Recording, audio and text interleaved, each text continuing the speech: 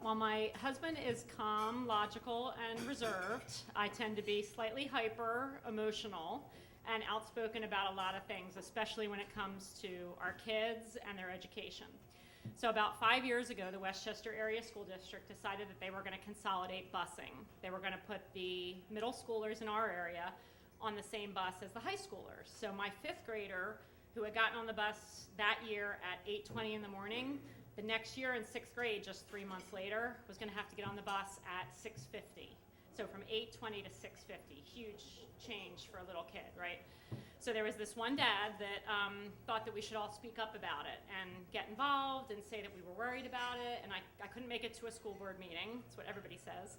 So I decided I need to at least email the principal. So I got my email together and I cited a lot of reasons. I was worried about wake up time and tiredness and school performance dropping and a number of things, and I sent off this email from work around 3 p.m.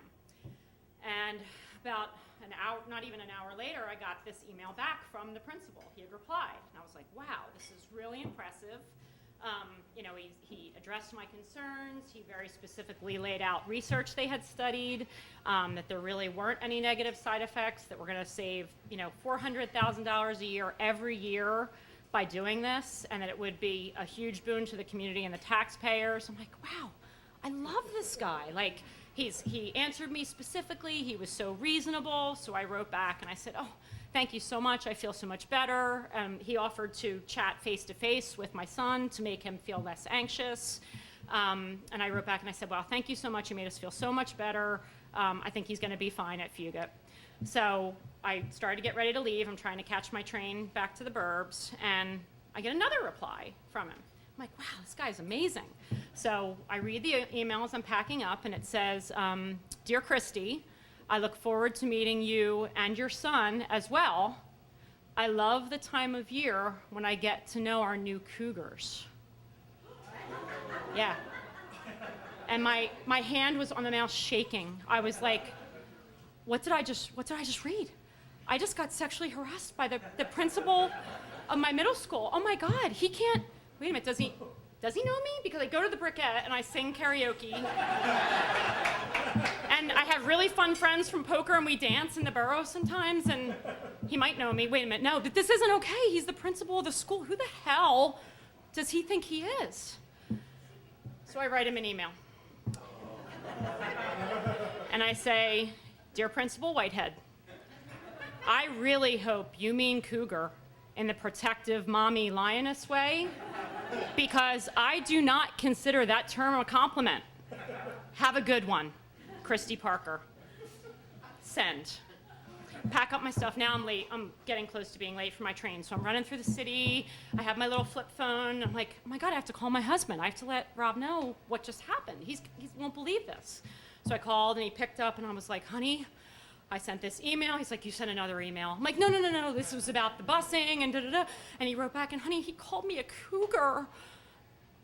And he's silent. I'm like, oh my God, he is gonna rip this guy's head off. He is so pissed.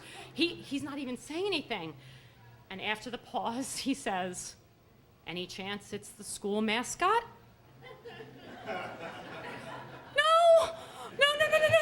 No, it can't be.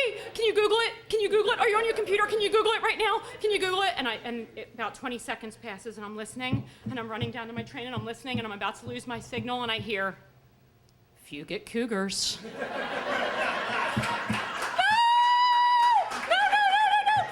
He's like, Christy, this is why I tell you can't get involved. I gotta go. I hang up on him. I called the friend who was the wife of the husband who tried to corral us into calling. And she's a very logical, calm friend. And she said, well, he should have been more clear about what he was writing. You should just let it go. Okay. Call my other friend, who's a teacher, hyper emotional like me, and she says, oh my God, I would die. You could never show your face in that school again. What are you gonna do? Does Rob know what you did? So I decide I have to call. Like, I seriously have to call this guy and explain I can't do this email thing. So my phone's about to die. I'm getting on my train. I'm going to lose my signal. And I call. I get the number from the friend whose husband was the instigator. And I say, it rings once. And it rings twice. I'm like, please don't pick up, please don't pick up. And thanks to all things holy, it went to voicemail.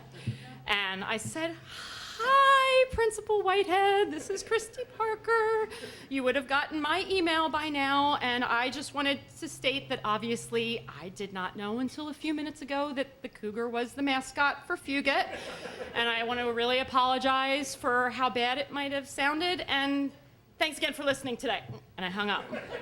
So I go home. I have about maybe 30 minutes that I have to ride home, check my computer from work, get my work email, and there's nothing. And I keep refreshing it, and there's no reply. There's nothing.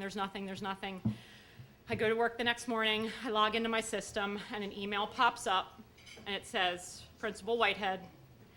And I open the email, and it says, Dear Mrs. Parker, I received your voice message.